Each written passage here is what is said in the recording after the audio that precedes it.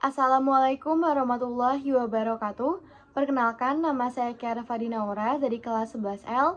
Di sini saya akan menjelaskan tentang bank dan lembaga keuangan bukan bank. Bank menurut Profesor Ferin Stuart adalah sebuah badan usaha yang memiliki tugas untuk memberikan bantuan dana kredit kepada para masyarakat yang dananya berasal dari orang-orang ataupun dari modal bank itu sendiri.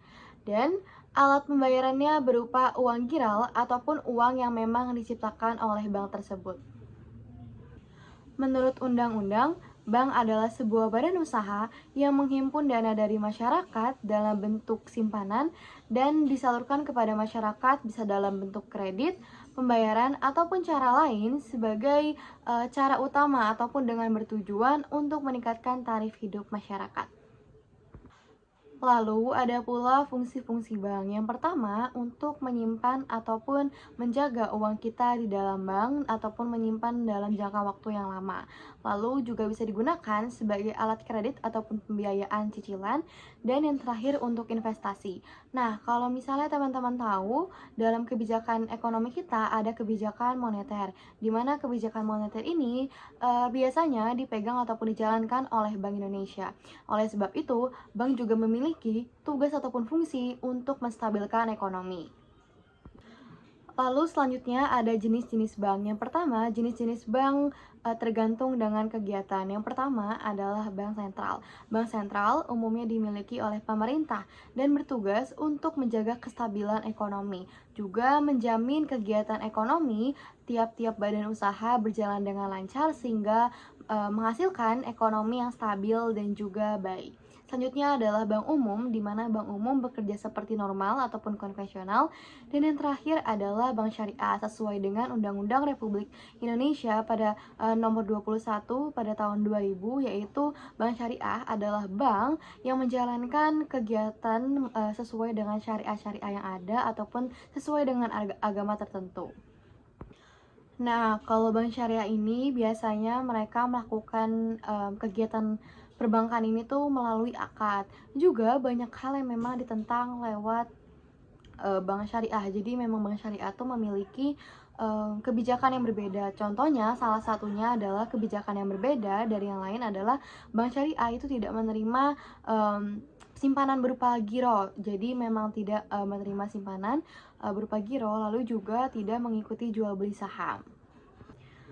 Nah, yang terakhir adalah adanya Bank Perkreditan Rakyat atau BPR. BPR ini memang dikhususkan untuk simpanan ataupun tabungan deposito berjangka panjang, juga untuk tabungan dan yang lain-lain.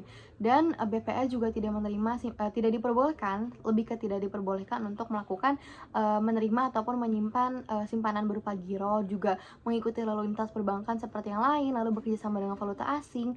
Itu BPR tidak diperbolehkan sesuai dengan yang ada pada pasal 13 Undang-Undang Perbankan nomor 10 tahun 1998.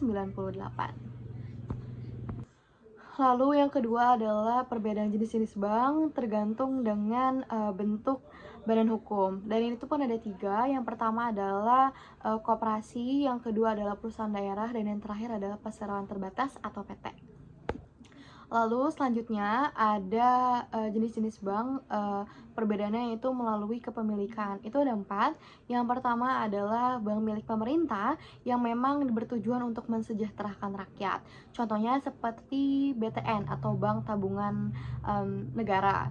Lalu yang kedua adalah bank milik swasta, yaitu yang memang bertujuan untuk mencari laba. Seperti contohnya adalah Bank Simniaga dan yang lain-lain. Yang ketiga adalah bank campuran, yaitu yang memang dimiliki setengah pemerintah dan juga setengah swasta. Contohnya adalah Mandiri, lalu ada BCA, dan yang lain-lain. Dan selanjutnya adalah bank pemerintah daerah, yaitu bank yang dikelola oleh suatu daerah. Contohnya adalah Bank DKI Jakarta. Lalu ada lembaga keuangan non-bank. Yang pertama adalah asuransi. Asuransi adalah perjanjian antara dua pihak, yaitu perusahaan dan juga pemegang polis, yang memang bertujuan untuk mendapatkan premi dari suatu perusahaan atau suatu lembaga. Nah, biasanya asuransi itu memang digunakan atau didapatkan misalnya untuk kecelakaan, kerusakan, kerugian, tanggung jawab hukum, dan juga memang yang biasanya berhubungan dengan kerugian ataupun hal-hal yang memang sudah ataupun akan terjadi, dan itu bisa kita waspadai dengan memiliki asuransi. Misalnya teman-teman kerja di suatu perusahaan pembangunan. Biasanya dalam perusahaan itu memiliki sebuah asuransi yang dapat cair apabila teman-teman mengalami kejadian yang tadi diinginkan. Juga asuransi ini bisa digunakan untuk kesehatan di masa depan, lalu untuk asuransi biaya sekolah dan yang lain-lain. Jadi memang jenis-jenis asuransi dan kegunaan asuransi ini sangat banyak dan juga bermanfaat bagi kita sebagai masyarakat. Nah, jadi memang fungsi utama asuransi adalah untuk membagi terkait dengan dana dan juga resiko.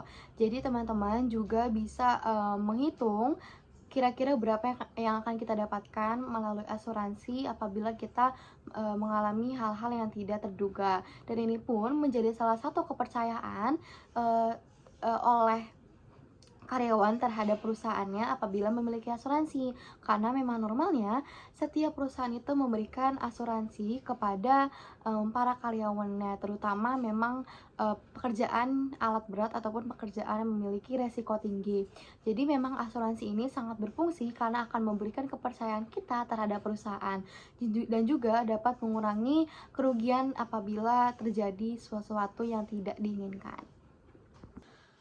Nah, asuransi juga ada beberapa jenis teman-teman, banyak jenisnya. Yang pertama adalah asuransi kejiwaan, yaitu yang berhubungan dengan kejiwaan seseorang. Nah, memang kalau kita memiliki asuransi jiwa, itu tuh memang berlaku atau berjangka waktu yang panjang, ataupun bahkan bisa seumur hidup. Yang kedua adalah asuransi kesehatan ataupun keselamatan.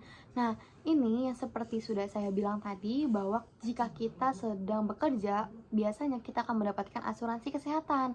Jadi apabila kita mengalami suatu kejadian atau kecelakaan, itu kita memiliki biaya untuk membayar ataupun menanggung tersebut. Lalu selanjutnya adalah asuransi kendaraan, di mana asuransi yang digunakan apabila kita kehilangan kendaraan kita. Jadi memang kendaraan kita bisa kita asuransikan.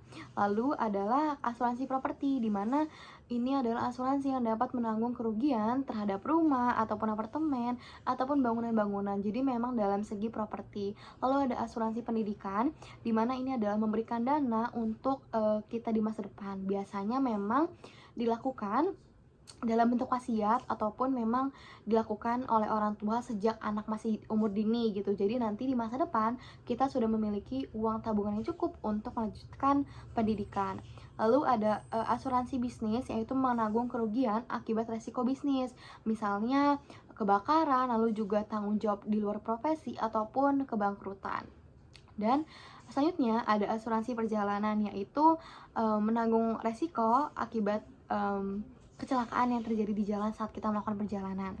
Dan yang terakhir adalah asuransi syariah, yaitu asuransi yang memang menanggung kerugian dari sisi Islami. Lalu yang kedua ada dana pensiun, yaitu dana yang memang sudah dijanjikan oleh suatu perusahaan sejak awal. Jadi memang dana pensiun ini sangat bergantung kepada umur di saat sedang pensiun, karena memang ada beberapa orang yang pensiun dini, lalu juga ada terkait dengan masa jangka waktu kerja. Jadi memang sangat berpengaruh. Jadi memang biasanya untuk dana pensiun ini hanya diberikan kepada orang-orang yang memiliki posisi tetap dalam suatu perusahaan.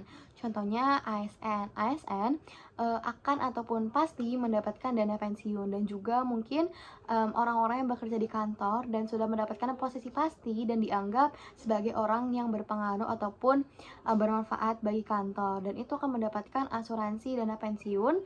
Jadi nanti di masa yang akan datang setelah mereka pensiun, mereka tetap mendapatkan uang pesangon. Lalu selanjutnya ada fungsi dana pensiun, yaitu untuk menyediakan dana atau uang pertanggungjawaban kepada anggota dari pihak perusahaan, ataupun memang bisa digunakan sebagai dana yang diberikan apabila orang yang bersangkutan itu meninggal saat bekerja ataupun cacat sebelum mencapai usia pensiun. Dan juga dana pensiun itu dihimpun dari para peserta dalam bentuk tabungan. Jadi dana pensiun itu biasanya disisihkan dari gaji yang diberikan oleh suatu perusahaan. Lalu ada juga jenis-jenis dana pensiun. Ada dua. Yang pertama adalah dana pensiun pemberi kerja atau DPPK yang memang diberikan langsung ataupun dijanjikan langsung oleh sebuah pihak perusahaan. Dan yang kedua adalah dana pensiun lembaga keuangan atau DPLK yang memang diberikan oleh suatu lembaga keuangan dalam program tertentu.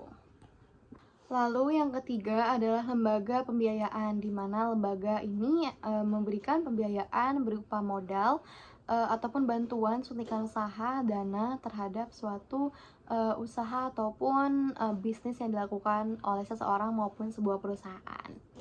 Nah, selanjutnya ada unsurnya ini ada 6 teman-teman. Yang pertama adalah badan usaha, yaitu perusahaan pembiayaan yang memang khusus didirikan untuk melakukan kegiatan perbankan atau perekonomian. Lalu yang kedua adalah kegiatan pembiayaan, yaitu pekerjaan atau aktivitas-aktivitas terkait dengan pembiayaan dan perekonomian. Lalu ada penyediaan dana, yaitu dana yang disediakan, dan yang selanjutnya adalah barang modal, yaitu barang yang digunakan untuk menghasilkan produksi lain ataupun menjadikan sebuah modal utama, tapi dalam berupa barang. Yang selanjutnya adalah tidak menarik dana secara langsung, jadi memang tidak mengambil uang secara langsung baik dalam bentuk giro, deposito, ataupun tabungan. Dan yang terakhir adalah masyarakat, yaitu sekumpulan orang yang hidup bersama di suatu tempat yang terikat dalam satu budaya dan kesatuan yang sama. Lalu yang ketiga adalah peran. Peran dari lembaga pembiayaan adalah sebagai sumber dana alternatif ataupun sebagai suntikan modal, juga memberikan peranan penting terhadap pembangunan. Dan diharapkan yaitu masyarakat atau pelaku usaha dapat mengatasi salah satu faktor penting yang umum, yaitu faktor permodalan. Nah, lalu selanjutnya adalah lembaga jasa keuangan khusus. Nah, yang pertama adalah Pegadaian. Nah, teman-teman pasti udah nggak asing kan sama yang namanya Pegadaian. Pegadaian adalah tempat untuk menggadai barang sebagai jaminan untuk kita dalam peminjaman uang ataupun hal-hal lain.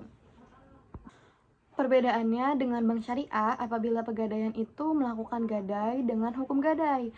Kalau bank syariah itu menggunakan sistem syariah Islam. Nah, ada pula PT Permodalan Nasional Mandiri yang bersifat persero, yaitu memang perusahaan yang didirikan oleh pemerintah untuk membantu koperasi-koperasi masyarakat dan juga usaha-usaha mikro masyarakat sehingga mencapai ekonomi yang baik bagi seluruh masyarakat. Nah, dan yang terakhir adalah teknologi finansial. Bank Indonesia memberikan definisi secara singkat terkait dengan teknologi finansial, yaitu teknologi finansial adalah sebuah teknologi yang dapat membantu sebuah sistem perbankan ataupun sistem perekonomian Indonesia, juga menghasilkan produk, layanan teknologi, atau model bisnis baru, serta dapat berdampak pada masyarakat sekitar. Sekian pemaparan materi dari saya, semoga apa yang saya sampaikan dapat dipahami dengan baik. Wabillahi taufiq walhidayah. Wassalamualaikum warahmatullahi wabarakatuh.